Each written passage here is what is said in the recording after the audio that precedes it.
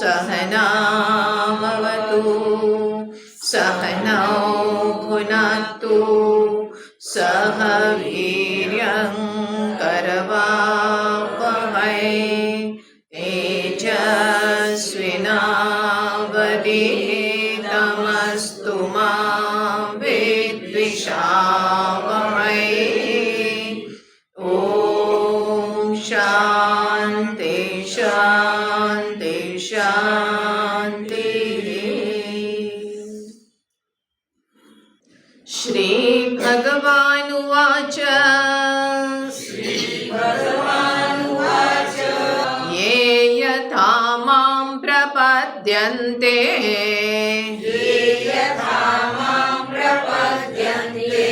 तांस्तथैव भजाम्यहम् मम वर्त्मानुवर्तन्ते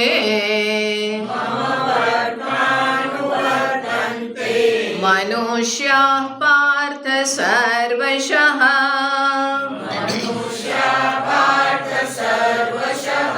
काङ्क्षन्तः कर्मणां सिद्धिम् यजन्त इह देवताः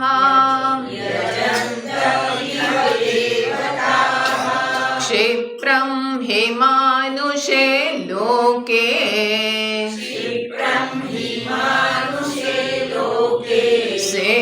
सिद्धिर्भवति कर्मजा।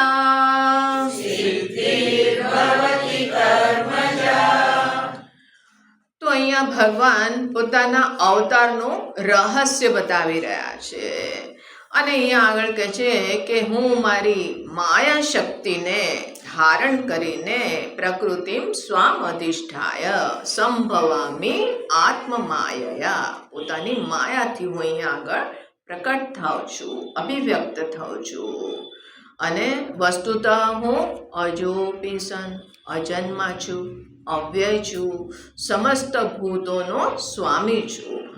ભૂતોનો સ્વામી હોવા છતાં પણ ભૂતને અધીન થઉં છું. ભૂત મતલબ કે આ પંચમહાભૂતની વાત થઈ રહી છે. તો કે અચ્છા એ પંચમહાભૂત કયા?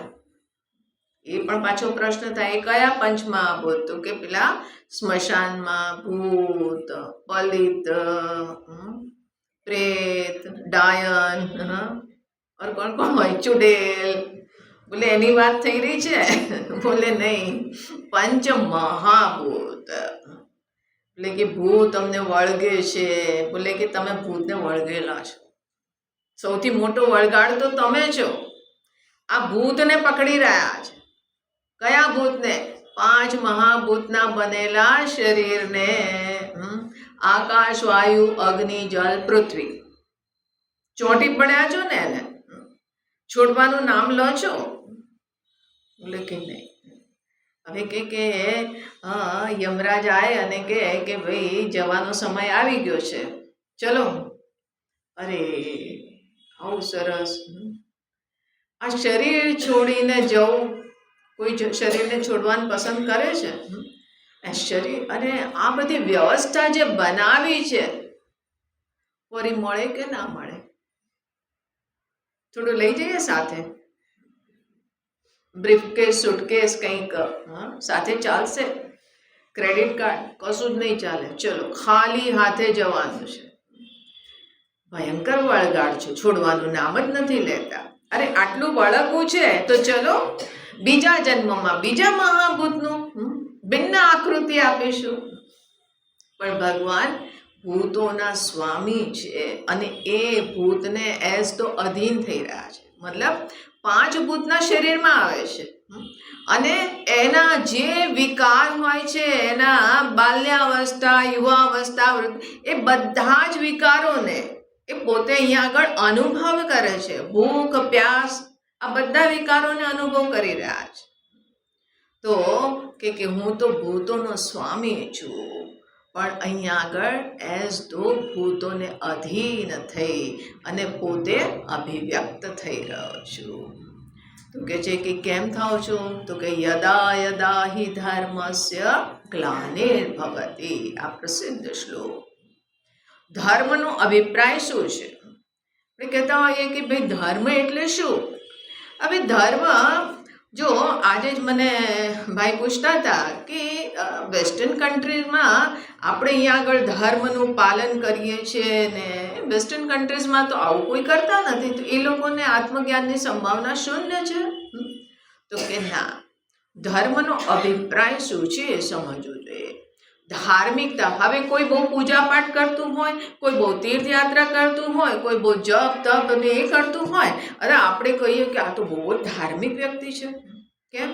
સવારમાં 1.5 કલાક પૂજા કરે છે અને ભજન ગાય છે. શું ભજન ગાય છે? રીતિ દે, સિદ્ધિ દે, ગોર દે, ફલાણું દે, ઢીકણું દે. તો કોની પૂજા કરે છે? પોતાની. કોને મારે જોઈએ છે. એ ધાર્મિકતા નથી. હા, એટલું છે કે ભાઈ એ માગે છે તો ભગવાન પાસે માગે છે અને એક ગલત તરીકાનો આશ્રય નથી લેતો.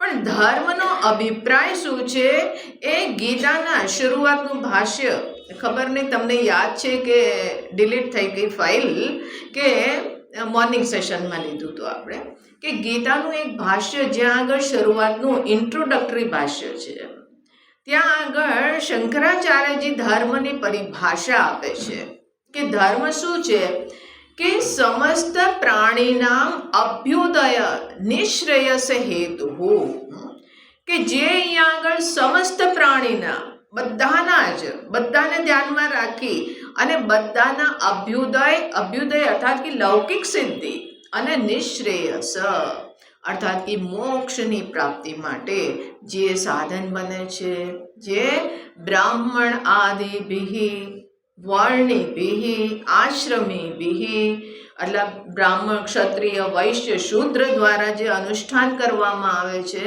જે અહીંયા આગળ બ્રહ્મચારી ઇત્યાદિ દ્વારા, આચાર આશ્રમ દ્વારા, તો કે એ જે અનુષ્ઠાન કરવામાં આવે છે, અર્થાત કે જે પોતપોતાના કર્તવ્ય, પોતાની પ્રકૃતિ અને પોતાની અવસ્થાને અનુરૂપ, જો જ્યાં આગળ કીધું બ્રાહ્મણાદેહી, હવે આપણે અહીંયા આગળ શ્લોક આવે છે વર્ણની બાબતમાં કે બ્રાહ્મણાદેહી, બોલે કે નહીં ફોરેન કન્ટ્રીઝમાં તો એવી કોઈ વ્યવસ્થા નથી.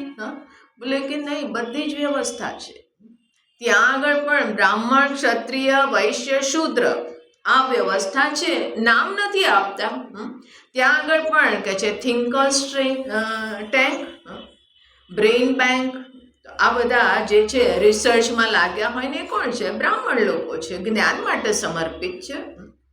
કોઈ જે છે અહીંયા આગળ એની જે ભિન્ન ભિન્ન ફોર્સીસ હોય છે દેશની રક્ષા માટે, ક્ષત્રિય થઈ ગયા.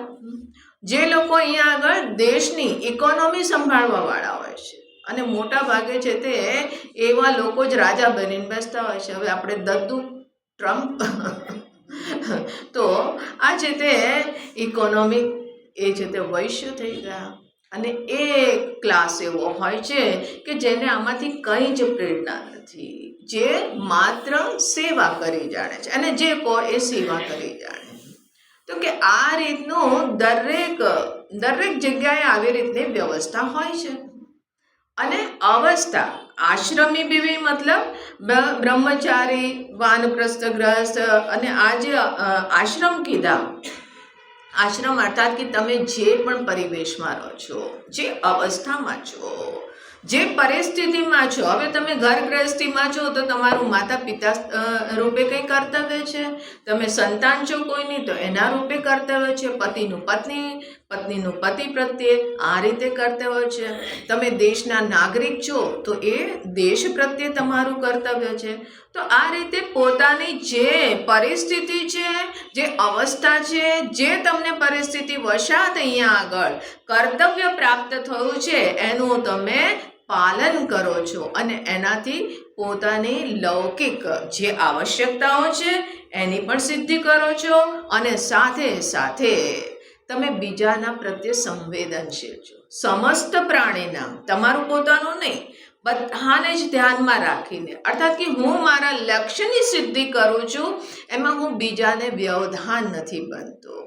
આ રીતે જ્યારે તમે કરો છો તો આ નિશ્રેયસ હેતુ, આ મોક્ષ માટે એ સાધન બની જાય છે. તો આ તો છે તે બધે જ હોય છે. અને એટલા માટે આપણે વેસ્ટર્ન કન્ટ્રીઝમાં પણ જુઓ કે અનેકો ફિલોસોફર્સ હોય છે, અનેકો જ્ઞાની હોય છે. તો આ રીતે અહીંયા આગળ આવશ્યક નથી કે ધર્મ એટલે આપણે જે એને માનીએ છીએ એ જ ધર્મ છે. બોલે એ ધર્મ ખરેખર એ ધર્મ છે જ નહીં. ધર્મની આપણે પરિભાષા ગલત સમજતા.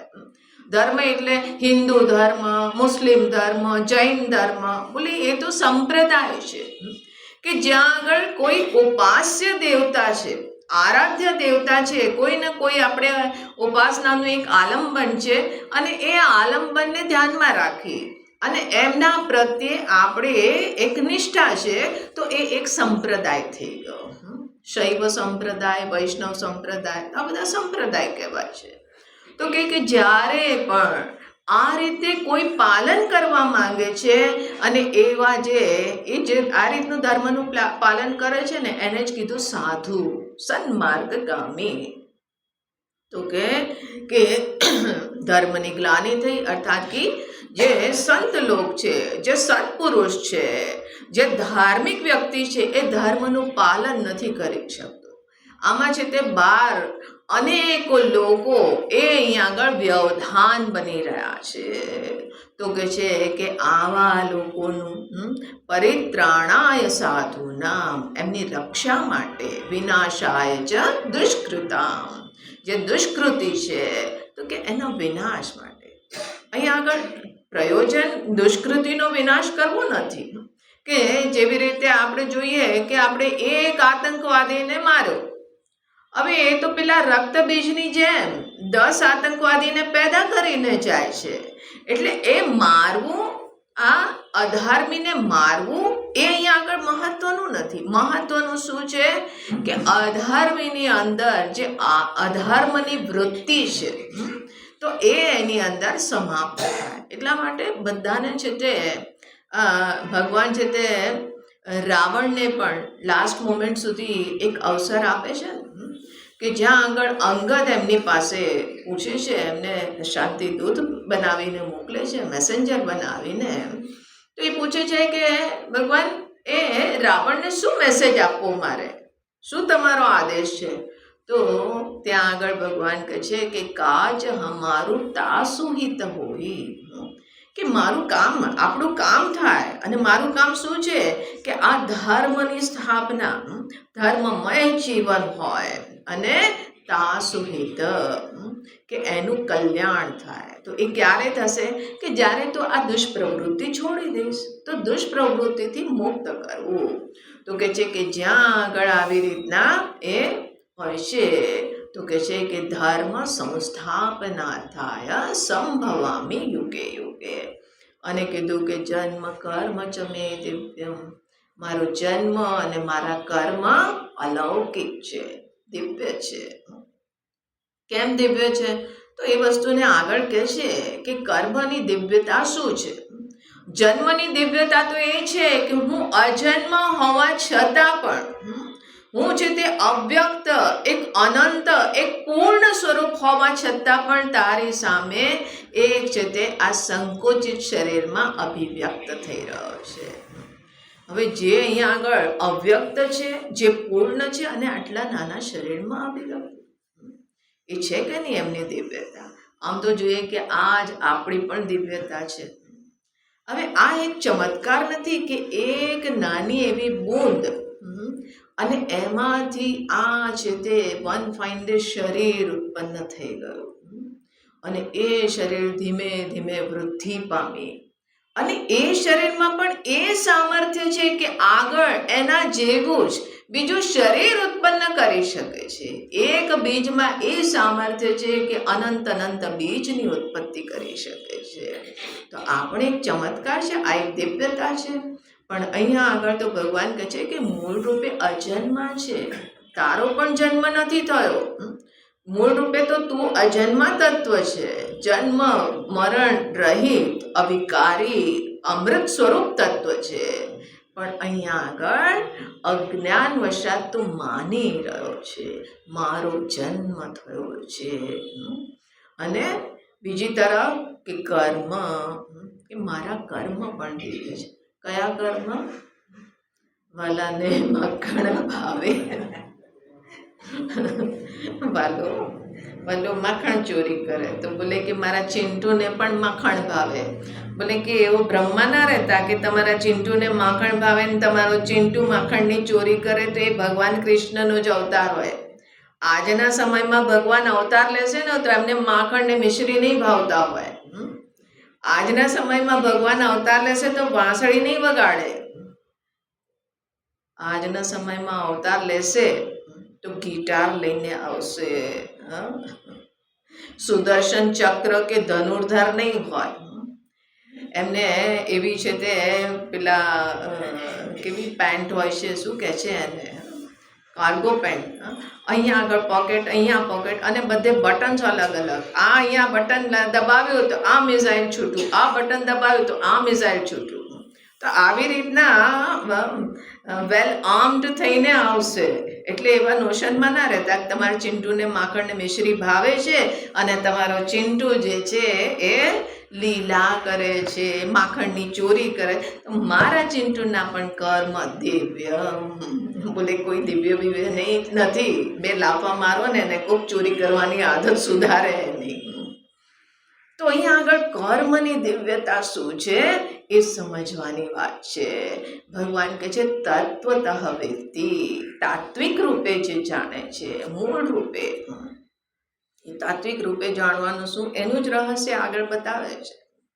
ત્યક્ત્વા દેહમ પુનર્જન્મ, આ રીતે જે જાણે છે શરીર છોડીને ન પુનર્જન્મ એતિ, ફરીથી એને જન્મ નથી થતો, પણ મામ એથી, મને જ પ્રાપ્ત કરી જાય છે. અને એના માટે આ પ્રક્રિયા બોલે વીતરાગ ભય ક્રોધ. રાગ, ભય, ક્રોધ, સૌથી પહેલા તો મન જે તે શુદ્ધ થાય. રાગ દ્વેષથી મુક્ત, મનમાં કોઈ ભય નહીં. ભય તો એટલા માટે લાગે ને કે મારી પાસે કંઈક છે છીનવાઈ જશે. હું જેના માટે, જેની પર સુખ અને સુરક્ષા માટે આશ્રિત છું, એ ક્યાંક જતું ના રહે, એનો જ ભય લાગતો હોય છે ને, કે બીજો ભય હોય છે. એટલે કે બસ આ ભય છે. તો તમારી અંદર જ્યાં રાગ ઉત્પન્ન થયો, અર્થાત કે કોઈના પ્રત્યે તમે સુખ માટે આશ્રિત થયા અને કોઈક વસ્તુ તમારા માટે દુઃખનું કેન્દ્ર જણાયું, તો બસ મનની અંદર ભય થવો સ્વાભાવિક છે. પણ અહીંયા આગળ મન શુદ્ધ છે, મતલબ કે હવે રાગ દ્વેષથી મુક્ત છે. હવે શુદ્ધ મનનું લક્ષણ તો રાગ દ્વેષથી મુક્ત થવું છે. પણ કેવી રીતે થવું? એવું તો છે નહીં કે આપણે પેલામાંથી છે તે ઘઉંમાંથી શું કહેતા હોય કાંકરા વીણીને બહાર કાઢે, એવી રીતે આપણા મનમાંથી છે તે આ રાગ છે આને છે તે વીણીને બહાર કાઢો, આને છે તે આ દ્વેષ છે આને વીણીને બહાર કાઢો. એવી રીતે તો અહીંયા આગળ વિઝિબલ તો છે ને. તો રાગ અને દ્વેષથી મુક્તિ કેવી રીતે થાય? કે પહેલાં તો આપણે જોવું જોઈએ કે મારા રાગના કેન્દ્ર શું છે, દ્વેષના કેન્દ્ર શું છે, અને એ વિષયની બાબતમાં વિચાર કરીએ કે ખરેખર આ સુખ આપે છે, આ ક્ષણિક છે, આ નશ્વર છે, એના ઉપર સુખ માટે આશ્રિત રહેવું એ બુદ્ધિમત્તાની નિશાની છે. એ વિચાર કરીએ. અને બીજી તરફ અહીં આગળ જોઈએ કે આ સુંદર સૃષ્ટિ ઈશ્વર સૃષ્ટિ છે. સવારના પ્રવચનમાં જોઈએ છે કે પરમાત્મા પૂર્ણ અદ્વયાનંદ અને એ જ સ્વયમેવ જગત ભૂત્વા, એ પોતે જ આ જગત રૂપે અભિવ્યક્ત થઈ ગયા છે. હવે પરમાત્મા પોતે જગત રૂપે અભિવ્યક્ત થયેલા છે, તો કોને આપણે એમ કહેવું કે આ સારું છે ને આ ખરાબ છે? કોઈ સારા ખોટાનો ભેદ રહેશે? એટલે આ મને ગમે છે ને આ મને નથી ગમતું. બોલે નથી ગમતું મતલબ એ પરમાત્મા નથી. તને પરમાત્મા નથી ગમતા ને, ભગવાન નથી ગમતા, તારી ભગવાનના પ્રત્યે ભક્તિ ખોટી છે. એક બહુ જ પ્રસિદ્ધ એક શ્લોક છે કે કોઈ કહે છે કે ભાઈ શરીરની કોઈ નિંદા કરે છે, અરે તું તો સારો નથી, તારું શરીર કુરૂપ છે ને, તો કે શરીરમ યદિ નિંદંતી, કોઈ શરીરની નિંદા કરે છે તો કહે છે કે કોની નિંદા કરે છે? આત્માનમ નિંદતી તે, એ પોતાની જ નિંદા કરે છે. અને જો એમ કે નહીં હું છે તે તારા આત્માની નિંદા કરું છું, તારી છે તે નિંદા જ કરું છું, તો કે સ્વાત્માનમ યદિ નિંદંતી સહાયાસ્તે જના મમ, એ તો મારી મદદ કરે છે, કારણ કે હું પણ આ શરીરથી છુટકારો ઈચ્છું છું. તું મને શરીરની કુરૂપતા બતાવે છે, શરીરની કમીઓ બતાવે છે, અને એનાથી છે તે હું મુક્ત થાઉં છું. પણ અહીંયા આગળ જોઈએ કે કોઈ વસ્તુને સારી ખોટી કહેવા યોગ્ય જ નથી. બધી જ વસ્તુ પોતપોતાના ઠેકાણે, પોતપોતાના સ્થાને બહુ જ સુંદર છે, બહુ જ સરસ છે. ભગવાને દરેક વસ્તુને પોતાના જગ્યાએ બહુ સુંદર બનાવેલી છે. આપણે અહીંયા આગળ પરિવર્તનની કોઈ આવશ્યકતા નથી. જ્યાં આગળ મનુષ્ય પોતાનું માથું મારે છે, નાક ઘુસડતા હોય ને, તો બસ સમસ્યા શરૂ હો જાય.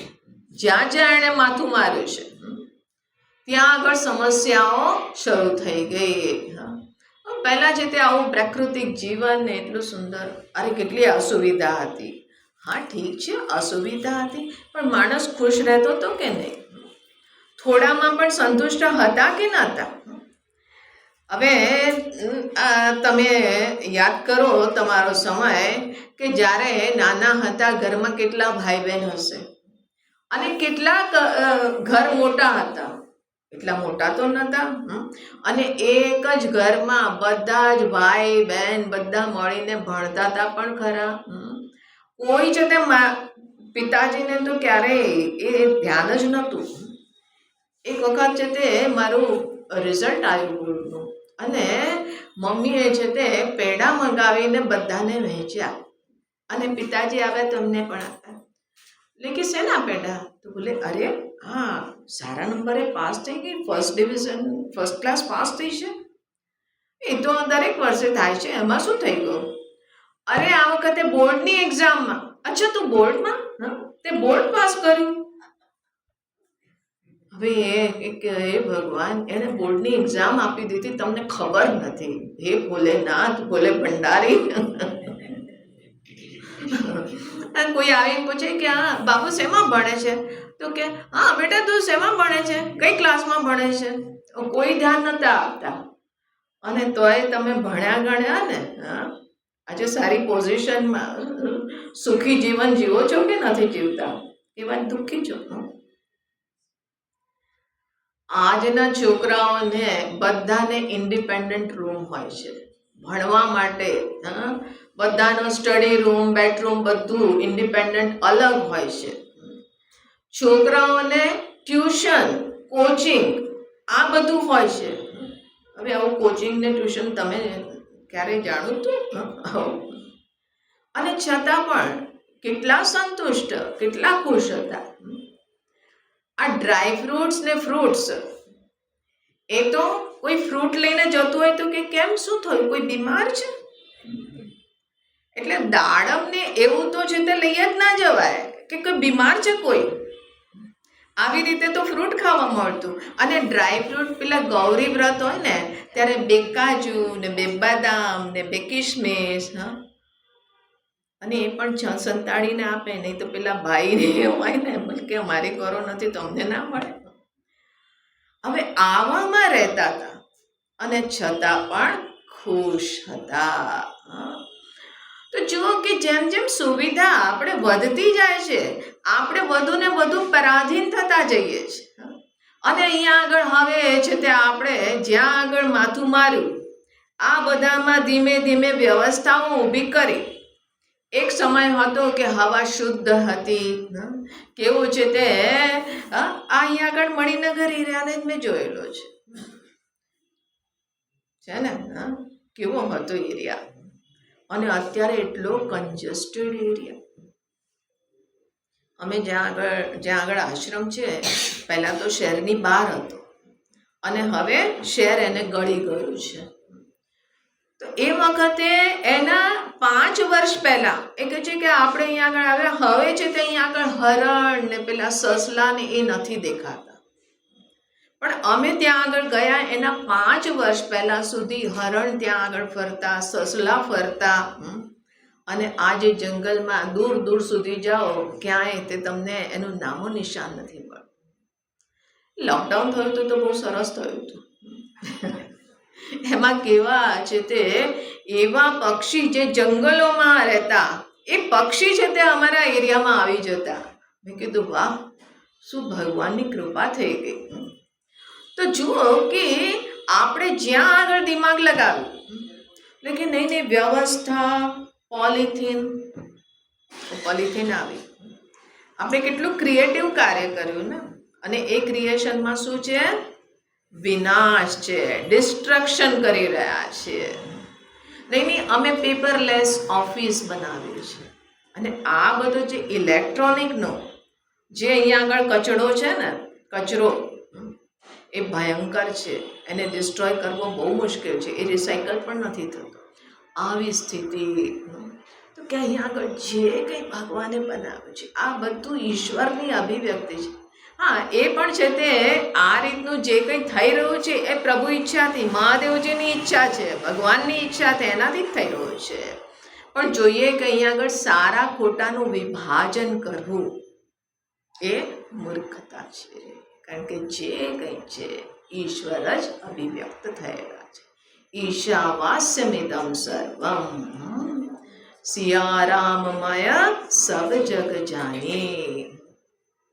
જાની કે નહીં જાને? બોલે હા, જાની. બધું જ એ જ પરમાત્મા વ્યાપ્ત થયેલા છે, બધું એ જ છે. તો કોના પ્રત્યે મારે રાગ કરવો, કોને સારું કહેવું ને કોનું ખોટું કહેવું, જે છે બહુ સુંદર છે. જ્યાં આગળ રાગ ખતમ થયો, ભયભીત કોનાથી થયો? ઈશ્વરના પ્રત્યે આશ્રિત થઈ ગયા, શરણાગત થઈ ગયા. મને ખબર છે કે ભગવાન જે કંઈ મારા માટે કરે છે એ ઉચિત જ છે. મારે ભયભીત થવાની જરૂર નથી. ખબર નહીં મને મળશે કે નહીં મળે, ખબર નહીં ભવિષ્યમાં મારું શું થશે, મારે કોઈ ચિંતા કરવાની જરૂર છે? एक सज्जन आवे तो कि गुरुजी हमने तो शादी नहीं करी है, अब इतने साल हो गए, अब धीमे धीमे हमारे पेरेंट्स भी चले जाएंगे, हमारे रिश्ते नाते भी चले जाएंगे और हम अकेले रह जाएंगे. हमारा क्रियाकर्म कौन करेगा, हमारा क्या होगा? हमको कभी कभी विचार आता है. પછી એને समझावવામાં આવે. मैं कहती हूँ बेटा तुमको नहीं, हमको चिंता करने की जरूरत है. न हमारे कोई आगे है न पीछे है. सब बोलते हैं स्वामी जी हम हैं ना, आप हमको फोन कर देना, हम आ जाएंगे, करके देखो. अरे स्वामी जी जो 2 દિવસ પહેલા કીધું હોત ને, 2 દિવસ મોડું થયું. હવે મુસીબત પણ મને 2 દિવસ પહેલા આપવી જોઈતી હતી તમારા કહેવાનું પ્રમાણે. તો કોઈ જતે ભય કોઈ લાગતો જ નથી. અરે જે હશે પ્રભુ ઈચ્છા, પૂરા સરેન્ડર. તો આ રીતે નિશ્ચિંતતાનું જીવન થઈ ગયું છે એનું. ત્યાં આગળ ક્રોધનું નામો નિશાન નથી. ક્રોધ આપણા આગ્રહને કારણે હોય છે, મારે કોઈ આગ્રહ નથી. કેમ? કારણ કે ભગવાન જે કરે છે બહુ સુંદર કરી રહ્યા છે. વિતરાગ ભય ક્રોધ, આ છે તે શુદ્ધ મનનું લક્ષણ છે. કેમ? મન મયા માં ઉપાશ્રિતા, હા મારા પ્રત્યે આશ્રિત છે, મારા મય અર્થાત કે મારો ભક્ત થઈને જીવી રહ્યો છે. અને એ પછી આવું જ્યાં આગળ શુદ્ધ અંતઃકરણ છે, જ્યાં ભગવાનનો પ્રેમી થઈ ગયો, ત્યારે બહવો જ્ઞાન તપસા પૂતા. આ જ્ઞાન રૂપી તપસથી એ પવિત્ર થઈ ગયો. અજ્ઞાન રૂપી મલિનતા, અજ્ઞાન અને એનાથી જનિત સંસાર સમાપ્ત થઈ ગયો. મદભાવમ આગતા, એ મારા જ સ્વરૂપને પ્રાપ્ત થઈ ગયો. તો આ રીતે અહીંયા આગળ ભગવાન બતાવી અને કહે છે કે કોઈ છે તે આ વસ્તુના માટે સમર્પિત થાય છે, કોઈ નથી થતું. કેમ નથી થતું? કારણ કે કાંક્ષંત કર્મણામ સિદ્ધિ યજંત ઇહ દેવતા ક્ષિપ્રમ હિ માનુષે લોકે. બહુ જલ્દી કર્મથી છે તે મને ઇમિજિએટ સુખની અનુભૂતિ થાય છે. હવે એમ કે હા હું છે તે પ્રવચનમાં જોઉં છું, આ ગીતાનું પ્રવચન છે તો એમાં જોઉં છું. હવે ઘરમાં કીધું કે ના પણ આજે છે ને તે જો હું હમણાં ગરમા ગરમ બોલું કે ના બોલું, આ ગરમા ગરમ પકોડા ઉતારું છું, ભજીયા બનાવું છું, તો તમે આવીને ખાશો તો ઠંડા થઈ જશે. તો કે હા એ વાત સાચી છે, ચલો સારું, હા પણ 10 મિનિટ લાગશે. હવે 10 મિનિટના બોલે કે હજી તો પછી પલાળ્યું છે, થોડું તો સેટલ થવું જોઈએ પછીથી. અચ્છા થોડી મદદ કરી દો, ધનિયા મિર્ચી ને બધું થોડું એ કરી દો, ચોપ કરી દો. હવે એમ કરતા અડધો કલાક. अब क्या जाना प्रवचन में, आधा घंटा तो निकल गया, अब क्या फायदा.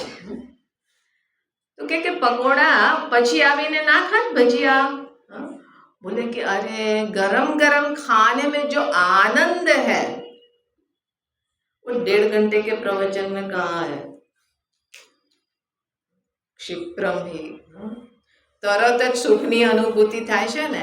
ખાધું અને ડકાર મારા, વાહ મજા આ ગયા.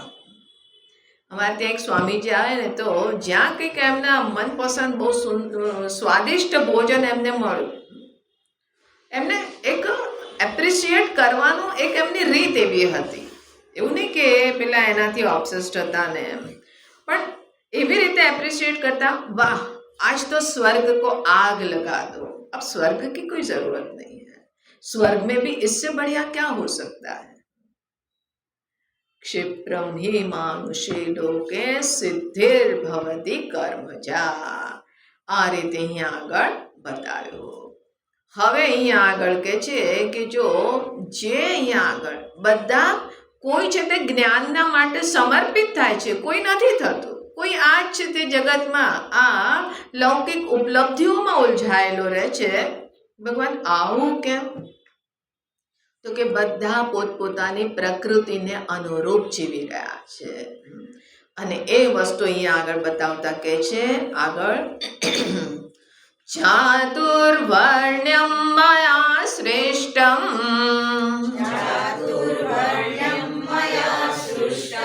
ગુણકર્મ વિભાગશઃ તસ્ય કર્તારમપિ મામ વેદ્ય કર્તારમવ્યયમ ન મામ કર્માણિ લિમ્પન્તે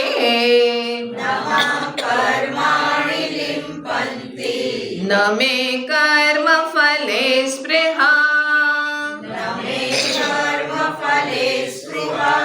इति मां योऽभिजानाति कर्मभिर्न स बध्यते एवं ज्ञात्वा कृतं कर्म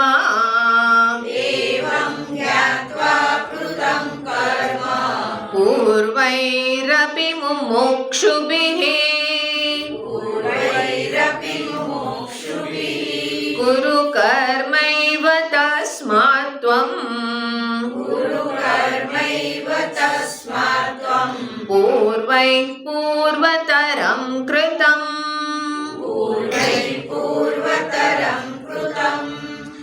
તો અહીંયા આગળ જુઓ કે ભગવાન સાથે સાથે જે પહેલા કીધું ને જન્મ કર્મ ચ મે દિવ્યમ, તો જન્મની દિવ્યતા બતાવી કે અજન્મા, અવ્યય, અવિકારી હોવા છતાં પણ હું અહીંયા આગળ પ્રકટ થાઉં છું, જન્મ લેતો હોઉં એવું જણાય છે.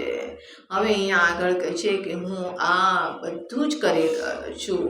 તો કર્મની હવે દિવ્યતા બતાવે છે કે ચાતુર્વર્ણ્યમ મયા સૃષ્ટમ.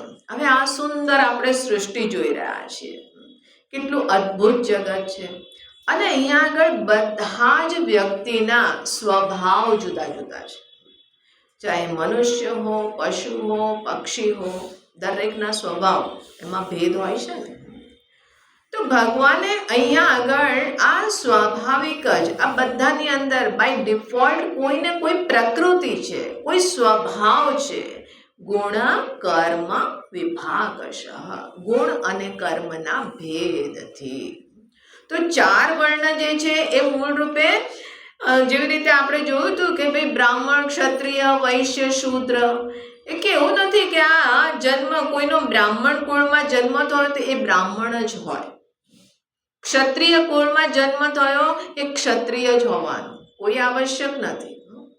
કારણ કે એ તો ત્યાં આગળ આપણે જોઈએ છે કે બ્રાહ્મણ કુલમાં, હવે થોડા સમય પહેલાં અમે લખનૌમાં જવાનું થયું હતું, તો ત્યાં આગળ એક મિશ્રાજી આવ્યા અને મિશ્રાજી આવીને કહે છે કે સ્વામીજી અમારી છે તે દુર્દશા જુઓ કે અમે શું કામ કરીએ છીએ. બોલે કે હવે સફાઈ કર્મચારી રૂપે હું છું. હવે આપણે એમ કહીએ કે આ શૂદ્ર જાતિ છે એ સફાઈ જ કરે અને બ્રાહ્મણ છે એ જ્ઞાન, અધ્યયન, અધ્યાપન અને એ જ કાર્ય કરે. તો આજના સમયમાં આ વસ્તુ નથી, એ વર્ણની એ રીતની શુદ્ધિ નથી. ભગવાન કહે છે કે અહીંયા આગળ ગુણ અને કર્મના વિભાગથી ભેદ છે, જન્મથી કોઈ ભેદ નથી. ભગવાન અહીંયા આગળ જન્મનો ભેદ નથી બતાવ્યો. આ વસ્તુને અહીંયા આગળ જે લોકોએ પ્રચારિત કરી છે તો કે એ અહીંયા આગળ પોલિટિકલ એ પર્પઝથી, કે જ્યાં આગળ પોતાને વોટ બેંક બનાવવા માટે અંગ્રેજોની જે નીતિ હતી એ જ આજ સુધી ચાલતી આવી હતી, ડિવાઈડ એન્ડ રૂલ. કે પહેલાં તમે ડિવાઈડ કરો, જો તમારે અહીંયા આગળ તમારી આવી ઉપેક્ષા થઈ રહી છે, તમારું આ રીતે કરી અને પછી તમને ડિવિઝન કરી દીધા. અને પછી જ્યાં ડિવિઝન થયા તો હવે વોટ બેંક અમારી બની ગઈ. તો અહીંયા આગળ એવી રીતના કોઈ ભેદ એ હતા જ નહીં પહેલા, ગુણ અને કર્મના વિભાગથી. હવે ગુણ અને કર્મ શું છે તો કે જુઓ, દરેક વ્યક્તિના કર્મને કારણે પૂર્વ કર્મ જેમાં પણ એણે છે તે વધારે રીતે એના ઇન્વોલ્વ રહ્યો અને એમ કરતાં કરતાં એનું એક સ્વભાવ બની ગયો, એની અંદર એક ગુણની પ્રાપ્તિ થઈ, એની એક સહજ સ્વભાવ, સહજ પ્રકૃતિ બની ગઈ. કે જેવી રીતે આપણે જોઈએ છે કે દરેક વ્યક્તિની પ્રકૃતિ જુદી છે. હવે કોઈની પ્રકૃતિ એવી છે કે શાંત, ગંભીર, એ જ્યાં આગળ એકાંતમાં બેસી શકે, એને અહીંયા આગળ કંઈ જ્ઞાન પ્રાપ્તિની પ્રેરણા હોય, ગહેરાઈથી છે તે અધ્યયન કરવું, કોઈ વસ્તુને સમજવી એની પ્રેરણા હોય. ન્યૂટનનું ખબર છે ને કે એક ન્યૂટને હવે શું, જ્યારે કોલેજમાં ભણતા ને એમાં તે ફિઝિક્સ ભણવાનું આવતું, તો ન્યૂટન બિચારો બહુ જ ગાળો ખાતો. બોલે કેમ? બોલે કે અરે ચૂપચાપ પેલું સફરજન નીચે પડ્યું તો હવે કેમ પડ્યું ને આ બધું એ કરીને હવે એણે ગ્રેવિટેશનલ ફોર્સનું એ કર્યું અહીંયા આગળ, અને એના ઉપરથી પછી આટલું બધું સાયન્સ ને ડેવલપ થયું. એટલે કે એવું ના કર્યું, ચૂપચાપ છે તે સફરજન લૂછીને ધોઈને ખાઈ લેવું હતું. હવે જો આપણે હોઈએ તો એ કરત, ભાઈ હું તો એ જ કરત કે સફરજન પડ્યું, વાહ ભગવાન તમે મને સફરજન પ્રસાદ આપ્યો, સ્વાહા, ભોગ વૃત્તિ. પણ એ સફરજન નીચે પડ્યું તો સફરજનને જોવે છે કે ઉપરથી નીચે કેમ પડ્યું, ઉપર કેમ ના ગયું. તો હવે આ છે તે આ રીતની જેનો સ્વભાવ હોય એને શું કહેવાય? બ્રાહ્મણ. એની અંદર બ્રાહ્મણત્વ છે, સમજવાની પ્રધાનતા છે, કોઈ પણ વસ્તુને એક્સેપ્ટ નથી કરી લેતા, સમજવું છે, ગહેરાઈમાં જવું છે. અને એ જ આજે છે તે અનેકો રિસર્ચ કરતા હોય છે લોકો. હવે રિસર્ચ કરતા હોય એમાં એમને કોઈ પણ એ પ્રેરણા ના હોય કે આ હું રિસર્ચ કરીશ અને એનાથી હું આ ટેકનોલોજી ડેવલપ કરીશ અને પછી છે તે એનાથી આ થશે તે થશે, એવી કોઈ એની અંદર કોઈ પ્રેરણા ના હોય. એ બીજાની પ્રેરણા હોય કે જો આ છે તે રિસર્ચ થશે કે આ વસ્તુ કેમ થાય છે તો એના ઉપરથી આપણે કોઈ ટેકનોલોજી ડેવલપ કરી શકીશું. એ બીજાનું દિમાગ ચાલતું હોય. પણ જે રિસર્ચ કરવાવાળા હોય છે એ માત્ર વસ્તુને સમજવા માંગે છે. તો આને કીધું બ્રાહ્મણ, કે જ્ઞાન માટે સદૈવ ઉપલબ્ધ રહે છે, સમજવા માટે ઉપલબ્ધ. ક્ષત્રિય જ્યાં કંઈ ખોટું જણાય એટલે એ છે તે એ ખોટાને બરદાસ્ત ના કરે, ન્યાયની માંગ કરે અને એના માટે એ સદૈવ એવા લોકોને લીડ કરે. એ નેતાગીરી, નેતૃત્વ એની અંદર, કે જ્યાં આગળ કાંઈ ખોટું થતું હોય તો કે ભલે ચલો આપણે ખોટાની સામે અવાજ ઉઠાવવો, એના સામે ઝુંબેશ કરવી, બોલે કે આ છે તે ક્ષત્રિયનો ધર્મ, કે સાચું હોય એના માટે લડવું. તો આ જે છે ક્ષત્રિય લીડરશિપ ક્વોલિટી. જ્યાં આગળ છોકરાઓ રમતા હોય તો રમતા હોય એમાં એક જ છોકરું એવું હોય કે જે એમ કે ડિસાઈડ કરે કે આજે કઈ ગેમ રમવાની છે, બાકી લોકો તો એને ફોલો કરતા હોય, એ એક જ એવું હોય. તો એને શું કીધું? ક્ષત્રિય. અને એ છે તે જ્યાં આગળ પોતાની ટીમ હોય એના ઉપર કોઈ આવી બને તો એના માટે મરવા મીટવા માટે તૈયાર થઈ જાય. તો કે છે કે આ ક્ષત્રિય. વૈશ્યને સદૈવ દિમાગ ચાલે. એને 100 રૂપિયા આપો તો એ એમ ના વિચારે 100 રૂપિયા આવ્યા છે, 1000 રૂપિયા આવ્યા છે તો એમ કરીએ કે આજે ચલો પાર્ટી કરીએ, એટલે કેવું ના વિચારે. એના મનમાં શું આવે કે આટલા પૈસા આવ્યા છે, હવે ક્યાં આગળ એને ઇન્વેસ્ટ કરું કે જેનાથી એ મલ્ટીપ્લાય થઈ જાય, આવી મનોવૃત્તિ હોય. નહીં તો આપણે વિચારીએ કે અચ્છા આજે તો પૈસા આવ્યા છે ને, ચલો શોપિંગ કરવા, ચલો કાંકરિયા. ને કાંકરિયામાં ખબર છે ને શું હોય? ખાઉગલી. આજ તો પૂરા રોડ જ ખાઉગલી થઈ ગયો છે.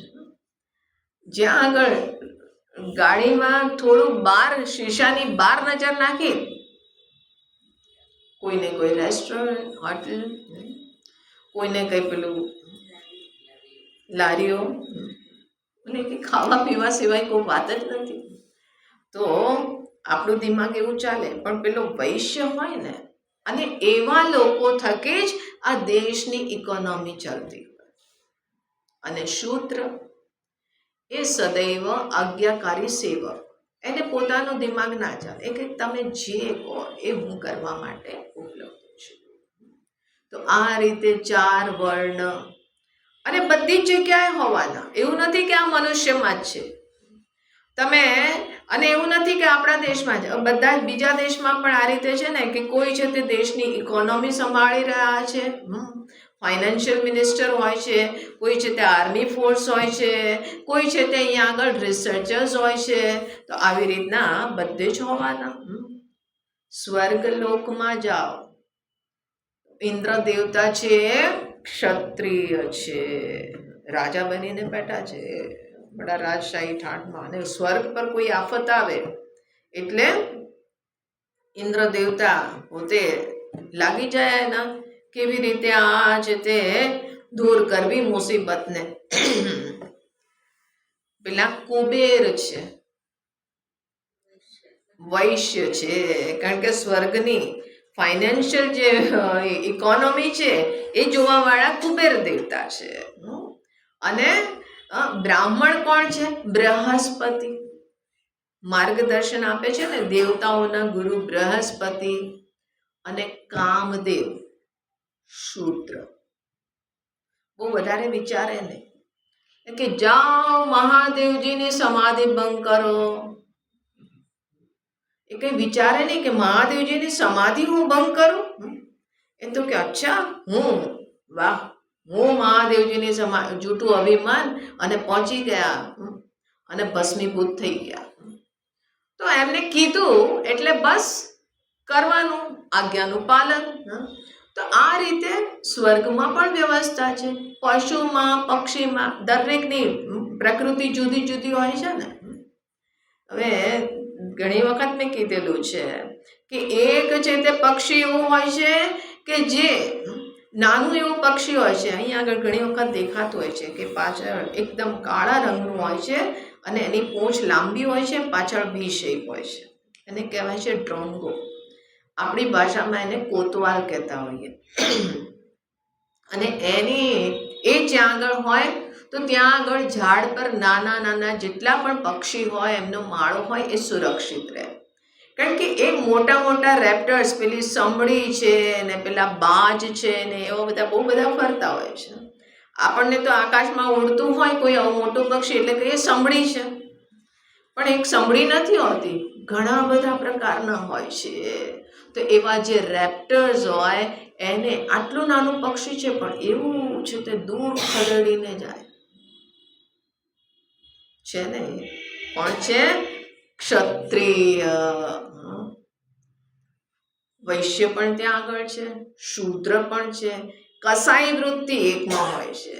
એ બી એને કસાઈ જ કહેવાય. એને આમ એનું નામ છે શ્રાઇક, પણ એક કસાઈ વૃત્તિ હોય કે પેલા ઉંદર, આવા બધા જે ખિસકોલી, ઉંદર ને એવા બધા જે મળે ને તો એને છે તે શિકાર કરે, એને પકડીને લાવે. હવે એની ચાંચ એવી નથી કે એને પોક કરીને મારે, પણ એ છે તે કાંટાવાળા જે ઝાડ હોય ને તો એમાં ત્યાં આગળ જઈને બેસે અને કાંટામાં એને નેલ કરી દે.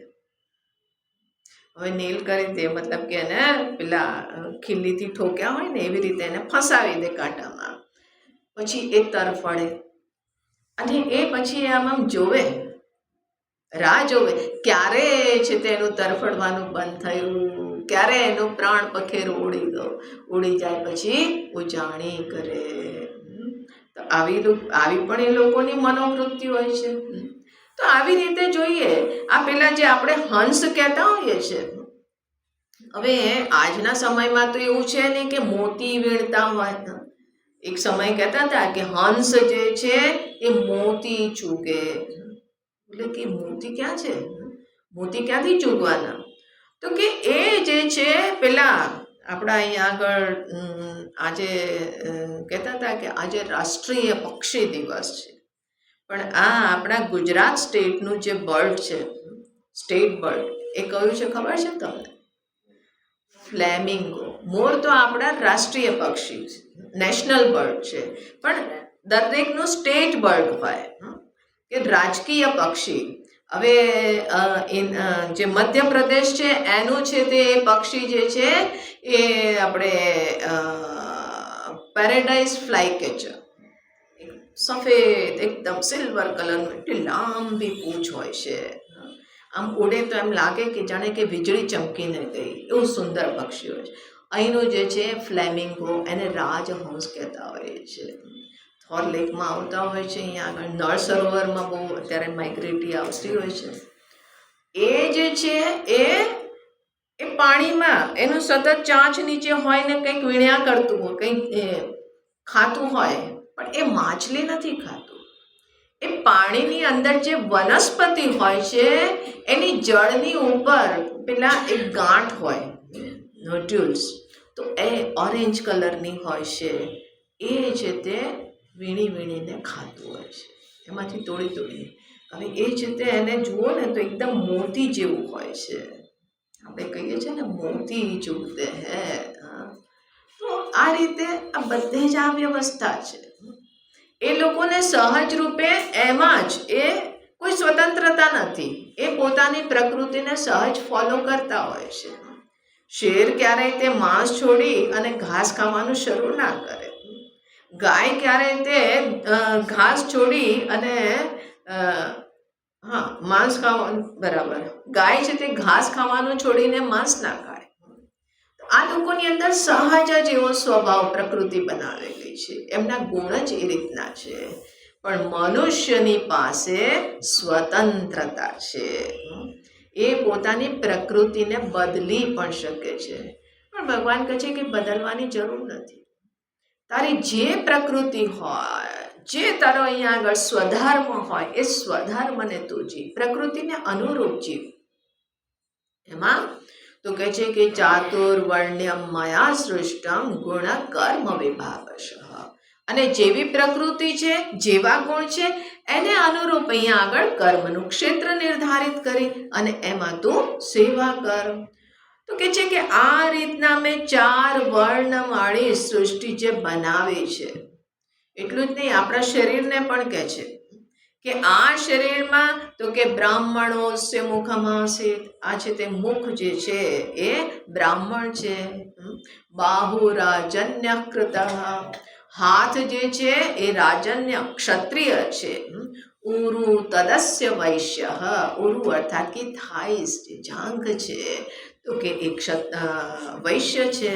અને પદભ્યામ શૂદ્ર, આ જે ચરણ છે એ શૂદ્ર છે. હવે કઈ વસ્તુ એવી છે કે જેના વગર ચાલે?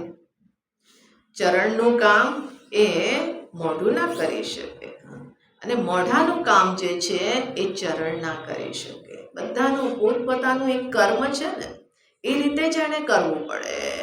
એ રીતે કરવાથી જ આપણા આ શરીરનું છે તે તંત્ર ચાલતું હોય. તો દરેક વર્ણનો સમાન રોલ છે.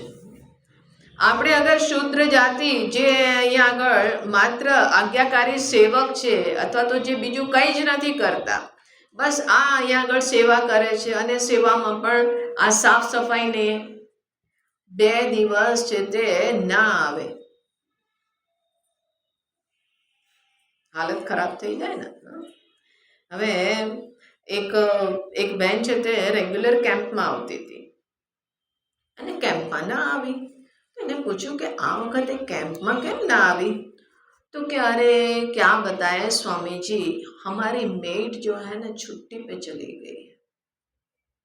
अब मेड छुट्टी पे चली, हाँ तो फिर घर का देखना पड़ता है ना. मेड छुट्टी पे चली गई, बाकी सब लोगों को हम उनके भरोसे छोड़ के आते थे. હવે જો એક સેવિકા છુટ્ટી पे चली गई અને એના ચક્કરમાં મારું કામ ઠપ થઈ ગયું.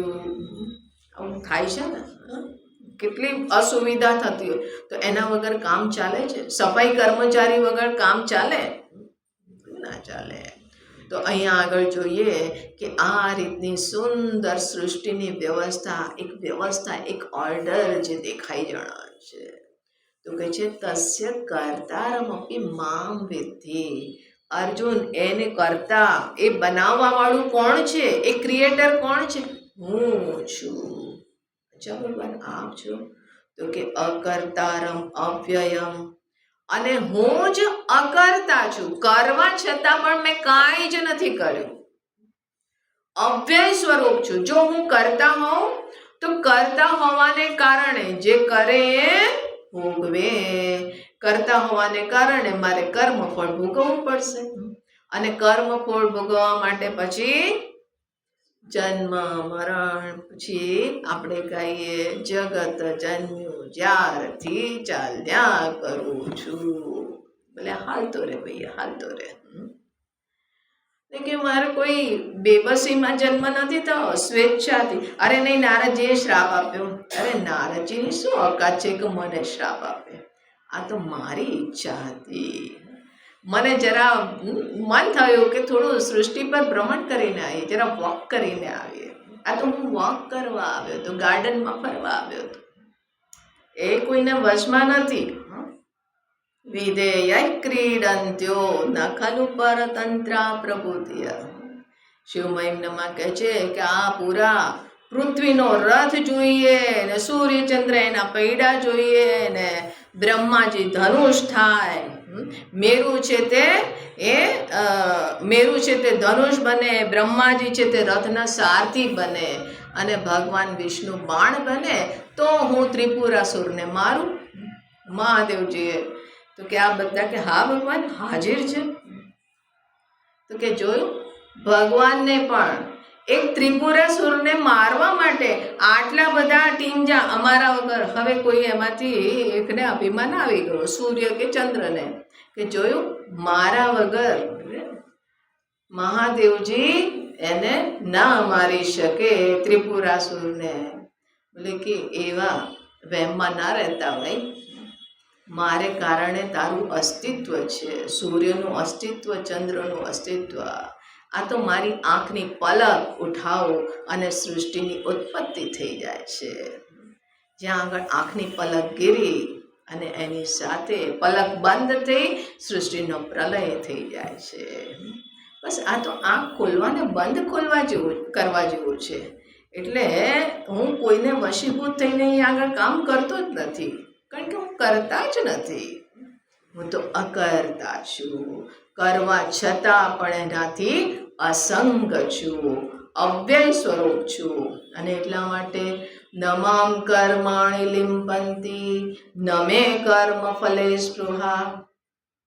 કર્મ મને લિપ્ત નથી કરતો, કે જેવી રીતે કમળ પત્ર પાણીમાં રહે છે, કીચડમાં રહે છે, અસંગ છે, એને સ્પર્શ પણ નથી કરતો. તો કે એવી જ રીતે આ કર્મ કરવા છતાં પણ ન લિંપંતી, કોઈ કર્મ મને લિપ્ત નથી થતું. હવે જુઓ કે ભગવાનના જીવનમાં ભગવાન રામ હોય કે ભગવાન કૃષ્ણ, જે પણ અવતાર લઈને આવ્યા, એમના જીવનમાં એવા એવા કર્મ કરેલા છે, અલૌકિક કર્મ, પણ એમના જીવનમાં ક્યારેય તે કોઈ રિગ્રેટ, કોઈ પશ્ચાતાપ જેવું છે?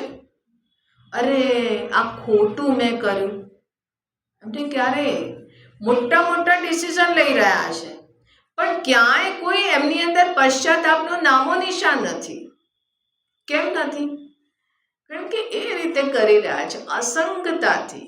અને એટલા માટે જે કરે છે, કોઈ કર્મ ફળથી પ્રેરિત થઈ નથી કરતા કે આનાથી મને ફાયદો થશે. જ્યાં વ્યક્તિગત લાભની વાત આવે ને ત્યાં આગળ સારું ખોટું થવાની સંભાવના છે, પણ વ્યક્તિગત કોઈ લાભ નહીં. આ સમષ્ટિ હિત માટે કરી રહ્યા છે, આ સૃષ્ટિની વ્યવસ્થા માટે કરી રહ્યા છે, આ ધર્મની સ્થાપના માટે કરી રહ્યા છે. મને ધર્મ પ્રિય છે, એટલા માટે હું આ સૃષ્ટિમાં અવતરિત છું, ધર્મની સ્થાપના માટે, ધર્મની રક્ષા માટે. તો બહુ જ અદ્ભુત એમના કાર્ય છે. અને જુઓ કે જ્યાં આગળ આપણે કહીએ કે ભગવાને માખણ ચોરી કરી, ભગવાને ગોપીઓના શું પેલા વસ્ત્ર હરણ કર્યા, રાસલીલા કરી, 16,108 રાણીઓ. પણ રાણી બોલે કે આટલી બધી, એકમાં તો તંગ આવી ગયા. 16,108. જ્યાં સુધી એ પ્રસન્ન રહે ત્યાં સુધી એક છે તે માથું દબાવે, એક છે તે ચરણ સેવા કરે, એક છે તે ભોજન ખવડાવે, આ બધું એ કરે. પણ જો છે તે રિસાઈ ગઈ તો માથું દબાવતા દબાવતા ગળું દૂર નથી. એક છે તે એક માણસને 2 પત્નીઓ હતી, એણે 2 લગ્ન કર્યા. એક હતી બુઝુર્ગ હતી અને બીજી હતી એકદમ યંગ. હવે એણે વિચાર્યું કે બુઝુર્ગ હોય તો પછી એના પાસેથી કંઈક માર્ગદર્શન મળશે, કંઈક ગરિમામય હોય. ભાઈ બુઝુર્ગ અનુભવોથી કાફી શીખેલી હોય, ઘર ગ્રહસ્થી સારી એવી સંભાળે. એટલા માટે એક છે તે થોડી એજમાં મોટી અને એક એકદમ યંગ, કે ક્યાંક બહાર ફરવા જઈએ, પાર્ટીમાં જઈએ તો જરા યંગ હોય તો સાથે સારું લાગે. હવે 2 પત્ની, પણ કે કોઈ કલહ ના થાય ને એટલા માટે એક અઠવાડિયું આની સાથે રહેવાનું, એક અઠવાડિયું આની જોડે રહેવાનું. હવે એ છે તે એક અઠવાડિયું જ્યારે એની વૃદ્ધ પત્ની, બુઝુર્ગ પત્ની પાસે જાય તો એ વિચારે કે મારા વાળ સફેદ થઈ ગયા છે અને આના માથે હજી કાળા વાળ છે, એટલે કાળા વાળ વીણીને એ કાઢી નાખે. અને પેલી યંગની પાસે જાય તો કે અરે આના માથે સફેદ વાળ, એ સફેદ વાળ વીણીને ચૂંટી નાખે. હવે અહીંયા આગળ સફેદ વાળ ચૂંટાય અને અહીંયા આગળ કાળા વાળ ચૂંટાય. હવે ફાઇનલ રિઝલ્ટ શું હશે એ તો તમે જાણો છો. પછી એણે પેલા કરવા ચોથના દિવસે ઉપર ચંદ્રમાના દર્શન કરવાની જરૂર નહીં, કારણ કે ચાંદ તો જમીન पे ઉતર આયા હે. અને હવે તો રોજ કરવા ચોથ છે. જ્યારે જોઉં ત્યારે ચાંદના દિવસમાં પણ ચાંદના દર્શન, રાતે પણ ચાંદના દર્શન. તેને ચંદ્રમાના દર્શન કરવા ક્યાંય દૂર ના જવું પડે. બોલે કરવા ચોથ તો યહીં पे મન જાતી. તો બે પત્ની હોય ને તો આવું થાય. અને 16,108. હવે આ બધી જ લીલા કરી ભગવાન રામે, કે જ્યાં આગળ વનવાસ ગયા અને ત્યાંથી પાછા આવ્યા અને સીતાજીને વનમાં મોકલી દીધી, વાલ્મીકીજીને આશ્રમમાં મોકલી દીધી. આ બધા કર્મમાં ક્યારે તે એવો પ્રસંગ નથી આવ્યો કે ભગવાનના મનમાં કંઈ સંતાપ થયો. સંતાપ મતલબ કે કંઈક એમ લાગ્યું કે આ મારાથી ખોટું કામ થઈ ગયું. એમના મનમાં ક્યારેય તેવું નથી આવ્યું, કારણ કે ક્યારેય એમણે પોતાના સ્વાર્થથી પ્રેરિત થઈ અને કોઈ કાર્ય નથી કર્યું. કેમ? તમારે કોઈ સ્વાર્થ નથી? કર્મ તમે કરો છો, કોઈ ફળ નથી જોઈતું? બોલે નહીં. કેમ નથી જોઈતું? કારણ કે પરિપૂર્ણ હું જ બ્રહ્મ છું. આ રીતનું જેની અંદર સતત જ્ઞાન છે, સતત અવેરનેસ છે, કે હું અહીંયા આગળ બધું જ કરું છું પણ મારે કાંઈ જ નથી જોઈતું. નમે કર્મ ફલે સ્પૃહા. જો કર્મ ફળમાં આસક્તિ હશે તો તમને કર્મ બાંધશે, પણ કર્મ ફળ હું મારા માટે કરતો જ નથી. ઇતિ મામ યો ભી જાનાતિ. જે આ રીતે મને જાણે છે, અર્થાત કે આ રીતે કર્મ કરવાના રહસ્યને જાણે છે, એ નસ કર્મભિ બધ્યતે. કર્મભિર નસ બધ્યતે. એ કર્મના બંધનમાં નથી આવતો. કોણ કર્મના બંધનમાં આવશે? કે જ્યારે કર્મ ફળના પ્રત્યે આસક્તિ હશે. આ આસક્તિ જે છે ને એ બહુ ભયંકર હોય છે. આસક્તિ અને પ્રેમમાં બહુ જ માઇન્યુટ ડિફરન્સ હોય છે. જ્યાં આગળ આસક્તિ હોય ને ત્યાં આગળ પણ એમ લાગે છે કે બહુ જ પ્રેમ છે, કે જો મને એમના પ્રત્યે હું એમની સેવા કરું છું, હું એમનું ધ્યાન રાખું છું, એમના વગર મને ગમતું નથી, એમના વગર ચાલતું નથી. આ બધું જ થઈ રહ્યું છે. પણ આસક્તિ એટલે શું? કે આ બધું કેમ કરો છો? કારણ કે એમના અભાવમાં મારું શું થશે? એમના અભાવમાં હું અસ્તિત્વ વિહીન થઈ જઈશ. હું માનો કે શૂન્ય થઈ જઈશ. મારું જીવન દુસ્વાર થઈ જશે. અને એટલા માટે હું, કારણ કે પરાધીન છું, અને એટલે એવું લાગે છે કે પ્રેમ કરે છે, પણ એ ખરેખર કોને પ્રેમ કરે છે? એ ખરેખર એ વ્યક્તિને પ્રેમ કરે છે? નહીં, પોતાના પ્રત્યે પ્રેમ છે. પોતાના સુખ અને સુરક્ષા માટે એ એની જે તે સેવા પણ કરે છે. એનું અસ્તિત્વ, એની સ્વાસ્થ્ય, આ બધાનું એના માટે ધ્યાન રાખે છે. ભાઈ, તમે બીમાર થઈ જશો તો મારું શું થશે? તમને કંઈ થઈ જશે તો મારું શું થશે? તો અહીંયા આગળ કોણ પ્રધાન છે? હું પ્રધાન છું. જ્યાં આગળ અહમ કેન્દ્રિત જીવન છે અને પછી તમે કોઈ પણ સંબંધ રાખો છો એ પ્રેમ ના જણાતા હોય તો પણ આસક્તિ ત્યાં આગળ થવાની. કોઈએ થોડી સ્માઇલ આપી દીધી અને આપણે મોઢાના મોળ હવે લાગી ગયા પાછા. હસી તો હસી. આ તો બહુ સારા છે કે મારી સામે સ્માઇલ આપી, મને પૂછે છે. હવે કાંઈ બીજું કંઈ નથી કરતું, પણ મારા અહમની સંતુષ્ટિ કરે છે. અરે કોઈ આ દુનિયામાં કોઈ કોઈને થોડી પૂછે? એમણે મને પૂછ્યું, બસ ખતમ. ચોંટી પડ્યા, આપણે વળગી પડ્યા છીએ ને. આપણે વળગાડ જ છીએ કે ક્યાંક ને ક્યાંક ચોંટી પડીએ છીએ. અને પ્રેમ જ્યાં હોય, ત્યાં આગળ પણ સેવા પણ કરો છો, ત્યાં આગળ એમની દેખભાળ કરો છો, બધું ધ્યાન રાખો છો, પણ ત્યાં આગળ મનની અંદર શું છે? એમને કષ્ટ ના પહોંચે. નારદ ભક્તિ સૂત્રમાં કહે છે, પ્રેમની પરિભાષા આપે છે, તત્ સુખે સુખીત્વમ, કે એમના સુખમાં હું સુખી છું. જો તમે ખુશ છો તો હું ખુશ છું. જ્યાં આગળ આવો સંબંધ હોય કે હું તમારા પર આશ્રિત નથી, પણ તમારી ખુશીમાં હું. એક સજ્જન આપણે અહીંયા આગળ ઘણા વર્ષો સુધી સેવા કરી.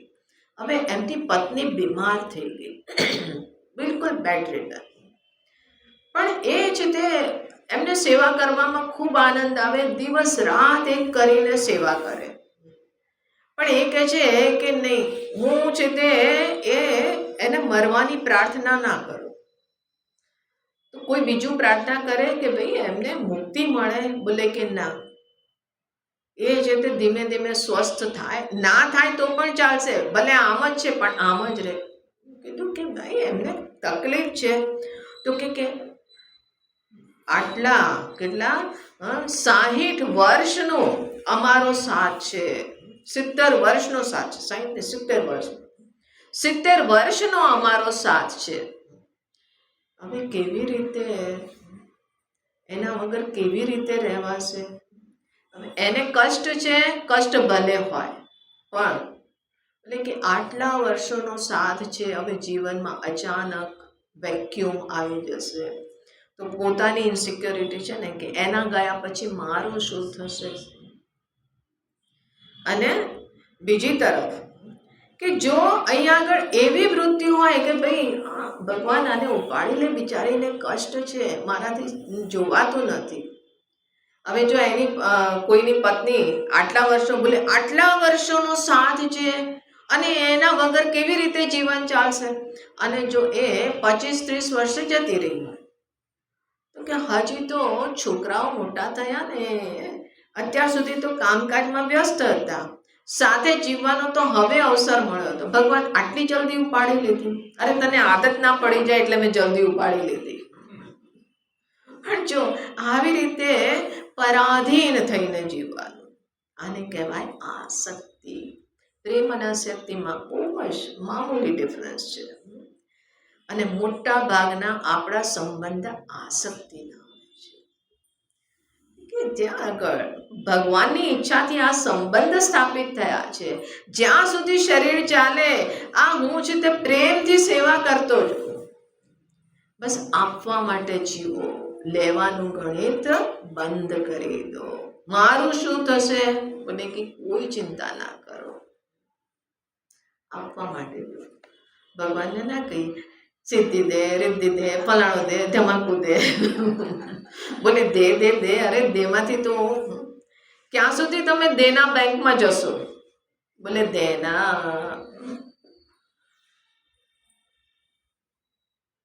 अल्लाह के नाम पे दे दे. ये अल्लाह के नाम पे ही मांगना, भगवान के नाम पे नहीं. कारण કે ભગવાન તો કરુણા નિદાન છે, સતત અહીંયા આગળ કૃપા વરસાવી રહ્યા છે. અરે જુઓ તો કેટલી કૃપા વરસી રહી છે, ની ફુરસત જ નથી. આપણે નથી મળ્યું એની અહીંયા આગળ ગણતરી કરતા હોઈએ છે, અને એટલા માટે જે મળ્યું છે એની તરફ ધ્યાન જ નથી જતું. જ્યાં આગળ કર્મ ફળ પોતાની જાતને કેન્દ્રમાં રાખીને એ કર્મફળની ઈચ્છા છે, તો કે છે કર્માણી લિંપંતિ, મારે કાંઈ નથી જોઈતું. અને એટલા માટે નમે કર્મ ફલે સ્પૃહા, આ રીતે તું કર્મ કર, આ રહસ્ય જાણ. કર્મ બે ન સંબધ્યતે. ભગવાન કર્મ કરો અને કર્મફળની સ્પૃહા ન હોય, કે કંઈ જ નથી જોઈતું. આવી રીતના શું સંભવ છે? બોલે બિલકુલ છે. કેવી રીતે સંભવ છે? તો આપણે અહીંયા આગળ જ્યારે યાત્રાની શરૂઆત થાય ત્યારે અહીંયા આગળ શરૂઆતમાં આપણે ભગવાનના કૃપાને વરસતી જોઈએ. કેટલા છે તે અસીમ કૃપા વરસી રહી છે. કેટલી કૃપા છે. દેવતાઓની કૃપા છે આપણા ઉપર. અહીંયા આગળ જુઓ, પ્રકૃતિ સતત આપણા ઉપર કૃપા કરી રહી છે. આપણને જે પરિસ્થિતિ પ્રાપ્ત છે, દરેક પરિસ્થિતિ મને અહીંયા આગળ ભગવાનની કૃપા જણાવી જોઈએ છે ને. રામ રસ બરસે, બૂંદ બૂંદ મેં કૃપા હરી કી, અમ બરસે બરસે. એટલે કૃપા નથી જણાતી. રામ રસ બરસે तो बोले काम क्रोध मद लोभ मोह का छत्र हटा सरसे, प्रेम नीर में भीग बावरे भीतर बाहर से. अरे भीग जाओ, इतनी कृपा बरस रही है. કૃપાનું સ્મરણ કરો, શરીરમાં રોમાંચ થવા લાગે, ત્યારે તમે કર્મ ફળના પ્રત્યે સ્પૃહા છોડી શકશો. શરૂઆત ત્યાંથી થાય. પછી ધીમે ધીમે આગળના સ્ટેજમાં કે હું પરમાત્માનો અંશ છું, અમૃતત્વસ્ય પુત્રાહ. હવે એ જ અહીંયા આગળ મારો જીવન આપવાવાળા, ચલાવવાવાળા એ છે. મારે અહીંયા આગળ ચિંતા કરવાની જરૂર જ નથી. શું કામ? જે જોઈએ મને બધું જ મળેલું છે. એનાથી વધુ આગળના સ્ટેજમાં તો કે આ છે તે વેદાંતના જ્ઞાન, આ શાસ્ત્રના પ્રત્યે શ્રદ્ધા માત્ર છે. અને એ શ્રદ્ધા કે હું પૂર્ણ છું. આ ગુરુ અને શાસ્ત્રનું વચન હજી મને જણાયું નથી, હજી મારું જ્ઞાન નથી થયું, પણ શ્રદ્ધાવાન લભતે જ્ઞાનમ. અહીંયા આગળ આવશે આગળ શ્લોક કે જો તારામાં શ્રદ્ધા હશે. અને આ જ વસ્તુ રમણ મહર્ષિજી એમના ઉપદેશ સારમ ગ્રંથમાં કહે છે કે ભેદ ભાવના સોહમિત્યસૌ ભાવના ભેદા ભક્તિરુત્તમા. ઉત્તમ ભક્તિ કોને કીધી? કે જ્યાં આગળ ભેદની ભાવના નથી કે ભગવાન મારાથી જુદા છે, સો અહમ, એ જ હું છું. અભિદા ભાવના અર્થાત કે પોતાની પૂર્ણ સ્વરૂપતાની શ્રદ્ધા. જ્યારે આવી પોતાની પૂર્ણતાની શ્રદ્ધા હશે તો પછી ભગવાનની પાસે માંગશો નહીં. હું પૂર્ણ છું, મૂળ રૂપે હું પૂર્ણ છું. અને મને ખબર છે કે જે બહારની વસ્તુનું સાથે સાથે એ પણ અવેરનેસ છે, બહારની જે વસ્તુને પ્રાપ્ત કરો બધું નશ્વર છે. એના માટે, એના પ્રત્યે સુખ માટે આશ્રિત રહેવું એ તો મોહ છે મારો. એમાં કોઈ અકલમંદી નથી. આ નિશ્ચયને કારણે હવે હું બહારના વિષયો પર આશ્રિત નથી, હું પૂર્ણ છું. આ શ્રદ્ધાને કારણે આ પૂજા જે કરતા હોય છે ને, એનો એક સિદ્ધાંત છે. એમાં કહે છે કે વિષ્ણુ ભૂત્વા વિષ્ણુ યજેત, કે વિષ્ણુ સ્વરૂપ થઈને તમે વિષ્ણુનું પૂજન કરો. હવે જે બીજા જે સંપ્રદાય જે છે, જેમ કે પુષ્ટિ માર્ગને એમાં તો એ બાલ ગોપાલની પૂજા કરે છે. તો કે બાળકની પાસે તમે કંઈ માંગો નહીં, માત્ર પ્રેમથી સેવા કરો. બાળકને કંઈ મંગાય નહીં એની પાસે, કોઈ દુઃખ હોય તો એની પાસે રડાય નહીં, અને એટલા માટે માત્ર સેવા કરો. અરે આ ઠંડીનો મોસમ છે, લાલાને ઠંડી લાગશે, લાલાને શરદી થઈ જશે તો એને સ્વેટર પહેરાવ્યું, લાલાને ગરમી લાગે છે એટલાનો એવો પંખો લગાવ્યો છે. પછી એક અહીંયા આગળ આવતી હતી મોર્નિંગ સેશનમાં એક માતાજી, દૂરથી આવતી હતી, ઉસ્માનપુરા સાઈડથી. હસબન્ડ વાઈફ બંને જણા આવતા હતા. તો રોજ આવીને કે માતાજી હું જલ્દી જોઉં, હું લાલાને રમકડા આપીને આવી છું, એ રમ્યા કરતો હશે. હવે રોજ એમ કે તો મેં કીધું કે આજે તો લાલાને છે તે હોળી રમવા માટે એની પાસે કલર વલર મૂકીને આવ્યો છું. હોળી એટલે કે 2 દિવસ પછી હોળી આવવાની હતી. મેં કીધું કે લાલો તમારો પૌત્ર છે, શું દીકરાનો દીકરો તમારી સાથે રહે છે? ના ના, મારા લાલાને જો, ચલો હું તમને. તો એ અહીંયા આગળ પ્રવચન પછી સીધે એમને ત્યાં આગળ બ્રેકફાસ્ટ માટે લઈ ગયા. ત્યાં આગળ ગયા, મેં કીધી લાલો ક્યાં છે તમારો? તો એણે દેખાડ્યો. એક રૂમ હતો અને એની અંદર પૂરું એક સર્કલ બનાવેલું હતું, અને એમાં નાના એવા લડ્ડુ ગોપાલ, બાલ ગોપાલ હતા, અને એની આજુબાજુ ખિલોના અને રમકડા બધું મૂકેલું. પછી બાળકોને લાલા હું આવી ગઈ છું, જો હવે રડતો નહીં, ચિંતા ના કરતો, હમણાં તને છે તે નાસ્તો કરાવું છું. મેં કીધું વાહ. જો એની વૃત્તિ એક એમાં જ લાગેલી છે, એની સેવામાં લાગેલી છે. અને અહીંયા આગળ જે આપણે પૂજા કરતા હોઈએ તો એનો એક સિદ્ધાંત બતાવે છે કે વિષ્ણુ ભૂત્વા વિષ્ણુ યજેત, કે વિષ્ણુનું પૂજન કરવું છે તો વિષ્ણુ સ્વરૂપ થઈને કરવું. હવે આપણે વિષ્ણુ સ્વરૂપ થઈએ તો કેવી રીતે પૂજન કરાય? બોલે વિષ્ણુ સ્વરૂપ અર્થાત કે જેમ કે આપણે પોતાના માટે જે કંઈ કરતા હોઈએ, કે કેવી રીતે કરતા હોઈએ, જે બેસ્ટ વસ્તુ હોય એ સારામાં સારી વસ્તુ આપણે જોઈએ ને, સારું પહેરવું, સારું ઓઢવું, આ બધું આપણે સારી વસ્તુને ઈચ્છીએ. તો પોતાના માટે જે કરતા હોઈએ એવી જ રીતે ભગવાનની પૂજા કરો. અને બીજું કે વિષ્ણુ આ પૂર્ણ સ્વરૂપ છે અને એટલા માટે મનની અંદર પૂર્ણતાની ભાવના લાવીને કરો. જો પૂર્ણતાની ભાવના નહીં હોય તો પછી ભગવાનને ભોગ લગાવવામાં પણ તમારો થોડો હાથ પાછો ખેંચાશે. અરે આપણે તો કલ્પનામાં માનસ પૂજા કરીએ ને, કલ્પનામાં પણ મોટું નથી વિચારી શકતા. એક માણસ રેલવે સ્ટેશન પર, તો એને ક્યાંકથી સૂકી રોટલી મળી, તો એ રોટલી ખાતો હતો અને હાથ આમ રાખી અને એમાં બોળી બોળીને ખાતો હતો. હાથમાં આમ રાખીને એક માણસે જોયું કે હાથમાં તો કંઈ છે નહીં, અને આમ રોટલી તોડે અને એમાં મૂકે અને ખાય. તો પછી એણે પૂછ્યું કે ભાઈ તો આ શું ખાઈ રહ્યો છે? બોલે કે રોટલી. તો કે નહીં, તારા હાથમાં તો કંઈ છે નહીં. તો કે હું ચાની કલ્પના કરું છું કે રોટલી એ ચામાં ડૂબોવીને ખાઉં છું. બોલે અરે ભલા માણસ, કલ્પના જ કરવી હતી તો કંઈક ખીર વિચારત, રબડી વિચારત, બાસુંદી વિચારત. કલ્પનામાં પણ મુલ્લાની દોડ મસ્જિદ સુધી કલ્પના પણ કરી, તો ચાની કલ્પના કરી.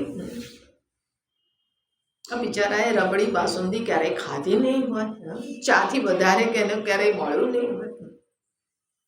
તો પૂર્ણતાની ભાવથી, જ્યાં આગળ પૂર્ણતાનો ભાવ હશે તો તમારા મનની અંદર પોતાનો કોઈ વિચાર જ નહીં આવે.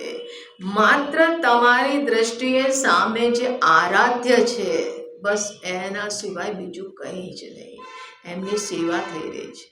હું જો અધૂરું હશે તો પોતાની કમી યાદ આવશે, અને પછી છે તે તમે પૂજાના ઉપચારમાં એક ઉપચાર હોય છે કે જે ભગવાનની સ્તુતિ અને પછી ભજન. તો કે અથ ભજનમ. તો હવે ભજન ગાવાનું છે તો શું ભજન ગાવાનું? રિદ્ધિ દે, સિદ્ધિ દે, આ દે, તે દે, ફલાણું દે, ઢીકણું દે. અરે દે દે દે દે દે. જો અંદર કમીનો અહેસાસ હશે, એ ભાવથી યુક્ત થઈ અને પૂજા કરશો તો ભગવાનની પાસે પણ માંગવાની જ વૃત્તિ હશે. અને માંગશો તો ભગવાન છે તે તમારી સામે પૂરો બ્લેન્ક ચેક આપશે. તો એ તમે ચેક નાખશો કે જેમાં મારું એક કટોરો આવી જાય. ભગવાન પેલો ભીખ માંગવાનો કટોરો છે ને એ જૂનો થઈ ગયો, તૂટી ગયો છે, એક નવો કટોરો આપો. એકવાર ક્યાંક છે તે મારું પ્રવચન હતું.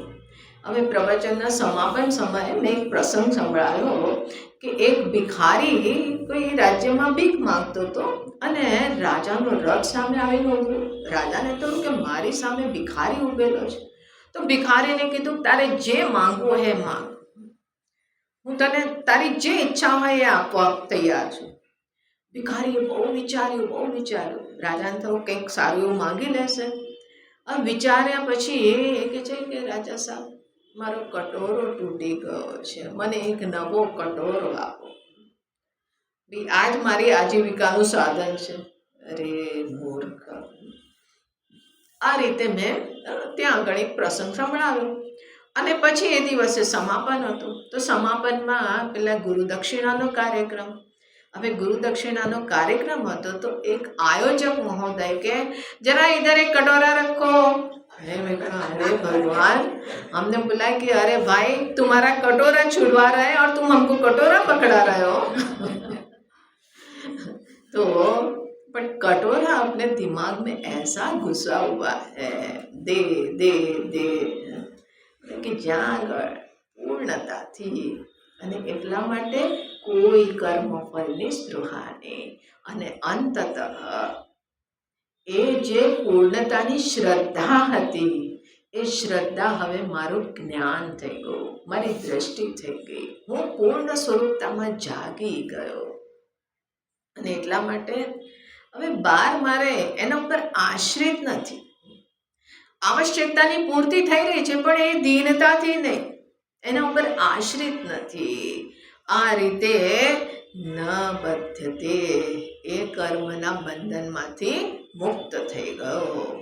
અને ભગવાન કહે છે એવમ જ્ઞાત્વા કૃતમ કર્મ પૂર્વૈ અપી મુમુક્ષુભિઃ, મુમુક્ષુ જે મોક્ષની ઈચ્છા કરે છે એવા લોકોએ પૂર્વમાં પણ આ જ રીતે કર્મ કરેલા, કે કર્મ ફળના પ્રત્યે આસક્તિ છોડી અને આ રહસ્ય જાણીને. એટલા માટે કુરુ કર્મૈવ તસ્માત્વમ, તું પણ અર્જુન આ જ રીતે કર. પૂર્વૈ પૂર્વતરમ કૃતમ, જે તારા પૂર્વજોએ આ પૂર્વમાં ઋષિ મુનિ અનેકો રાજર્ષિ જે રીતે કરતા હતા અર્જુન, એ રીતે તું કર્મ કર. તો આ રીતે અહીંયા આગળ બતાવી. હવે કે છે ભાઈ કર્મ તો કરવાનું છે પણ તને ખબર પણ છે કે કર્મ કોને કીધું? એટલે કે કર્મનું રહસ્ય બહુ જ ગહન છે, ગહન કર્મનો ગતિ. એટલા માટે ભગવાન કહે છે કે હું તને કહું ભાઈ કે કર્મ શું છે, અકર્મ શું છે, આ વિષયમાં કવિ બહુ જ મોટા વિદ્વાન લોકો પણ મોહિત હોય છે. આપણે કર્મ શેને કહેતા હોઈએ? બોલે કે બસ સવારથી અમે કર્મ કરી રહ્યા છે. શું કર્યું?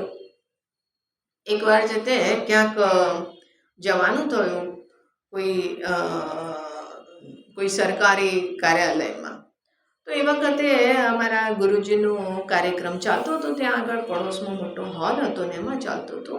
તો ત્યાં આગળ સરકારી જે ઓફિસર હતા એ બેઠેલા હતા, ક્લાર્ક હતા બલકી. તો એ ત્યાં આગળ બેઠેલા અને એ વખતે કોમ્પ્યુટરનો જમાનો નહોતો, એ પેલું ફાઇલ ને પેપરવાળી ઓફિસ હતી. તો એ છે તે આટલો મોટો ફાઇલનો ઢેર લાગેલો, એની જ વિન્ડો બનેલી અને એની વચ્ચે બેસીને કામ કરતા હતા. હવે એમનો ચહેરો તો એવો કે જાણે એમને પેલું ભાવનગર વાળાનું કાયમ ચૂર્ણ આપવાનું મન થાય, જાણે કે કોન્સ્ટિપેશન થઈ ગયું, એવું ચહેરો મૂંઝાયેલો. એટલે અમારી સાથે એક સજ્જન હતા, તો એમને થયું કે બિચારાને, तो एमने એને કીધું કે भाई यहीं पे इस हॉल में अभी ये तुम्हारा कार्यालय खत्म होगा, यहाँ पे प्रवचन चल रहे हैं अपने गुरु जी के, इस पे चल रहा है, गीता पे चल। गीता क्या बताती है? कर्म करो, कर्म योग। अरे हम सवेरे से कर रहे हैं। बोले अच्छा क्या कर रहे हो? अरे सवेरे से उठे हमारी वाइफ बीमार है तो चाय बनाई, बच्चों को स्कूल भेजा और फिर सब्जी लेके आए और फिर ये किया वो किया और ये सब निपटा के यहाँ आए। अब ये दिखाई नहीं देता है इतना सारा काम? सवेरे से तो काम कर रहे हैं और कौन सा काम बताएंगे वो, और कौन सा योग बताएंगे? कर्म करना वो योग है। बोले कि भाई तू कर्म योग नहीं करतो, कर्म योग पण नहीं करतो, बल्कि कर्म ज नहीं करतो। कर्म कोने कहेवाय? हाथ पग हलावा ए कर्म नहीं। तो भगवान એટલા માટે કહે છે કે કર્મ શું છે, અકર્મ શું છે, આ બાબતમાં ભલા મોહિત છે. અને એટલા માટે હું તને કર્મની બાબતમાં બતાવું છું, જેને તું જાણે તો અશુભ છે, બધા જ પાપથી મુક્ત થઈ જઈશ. તો આ કર્મનો ટોપિક પ્રારંભ કરે છે આગળ, એના ઉપર આપણે આવતીકાલે વિચાર કરીશું. ઓમ પૂર્ણમદઃ પૂર્ણમિદં પૂર્ણાત પૂર્ણમુદચ્યતે પૂર્ણસ્ય પૂર્ણમાદાય